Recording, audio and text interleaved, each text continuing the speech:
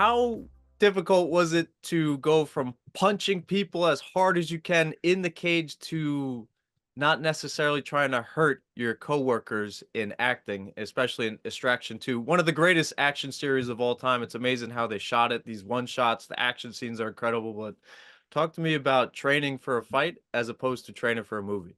Yeah, well, training for a fight, you do hit your training partners, not super hard, you're not trying to knock them out, but there is contact. And then fighting, obviously, you are actively trying to hurt them.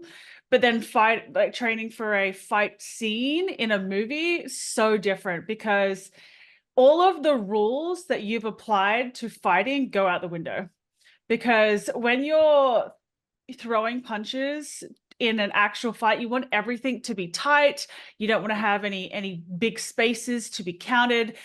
But when you transition over to the film side, they want that space. They want the big hooks that look like they come from your hips because it looks better on camera. It looks better for the fight sequence. And in realistically is you are shooting this scene so far apart that while some like accidents can happen, you just never know. But for the most part, like the likelihood of you ever hitting the person that you're doing the fight sequence with is pretty minimal. It's just that they do such an incredible job at like positioning the cameras that make it look real. So that was kind of like a new concept to me, like, oh, I should be throwing this hook from my hip. But then when you look at it on film, it looks like I'm, doing exactly what I would be doing inside the cage. I'm just like, oh, well, this is why I am not behind the camera. But no, it was a really cool process. Extraction 2 was incredible. Like first dip into the film scene, everyone, like the stunt team, the actors, the actresses, the behind the scenes, the PAs, directors, all that, everyone was incredible. It was one of the best teams to work for and work with. So yeah, I was very privileged to be able to have that as my first movie. Now, a lot of people are kind of begging for Ronda Rousey to come back, and she's young, 36 years old. Shout outs to mid 30s. I'm about to turn 35. Um, I just turned 34. let's go February birthdays. But it's like, you know what? I feel like unless it's just an absolute ridiculous number on the dotted line, like I feel like Ronda Rousey is comfortable in her space right now in the WWE world. And Yeah. I see you on red carpets. I see you potentially winning like some nominees or getting some awards at some of these big shows. Is it is it a comfortable home? Like you hear on these podcasts, actors or comedians, they say that yeah, it's strenuous work, 16 hours to fight 2 minutes. Is it addicting for you? Is it something that you can really pour your attention and something that you're passionate about? Yeah, definitely. It's kind of crazy because when you kind of go into like competing in martial arts, or then you go to the analyst side, or then you go to film, like there's so many different scenes and they all kind of run differently. So seeing how it works from all different points of view has been enlightening, but it just, man, getting to work with some of the people that I did on Extraction, like it truly opened my eyes to how dedicated these actors and actresses are. And it takes a lot, like long days, because it's like, say, so we filmed a lot. We had, I think, like 13 days in Vienna, Austria, Oh, nice. to film the outside of, because like the big fight scene was inside this building based in Austria. And so we had to go there and film all of the outside stuff. And then we filmed all the fight scenes back at the studios in Prague. And so we're light dependent. So we can't shoot until the sun comes up. And then as soon as, 4:30 comes around, we have to end shooting. So so those instances, you only have an X amount of time in the day to get all of this taped. And so, and some like I filmed 10 out of the 13 days that we were there. But Wow. then but then like you go back and we're doing our fight scene, which is mine was in a stairwell. Yeah. We're not light dependent for that. So we will start when we need to start, and we will go as long as we need to get what we need on tape.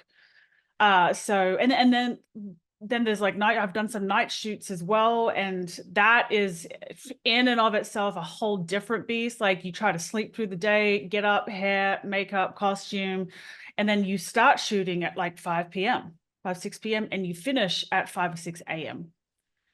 And Wow. so that in and of itself is like a whole different animal. So and I know that Working with USADA must have prepared you for this. I don't know.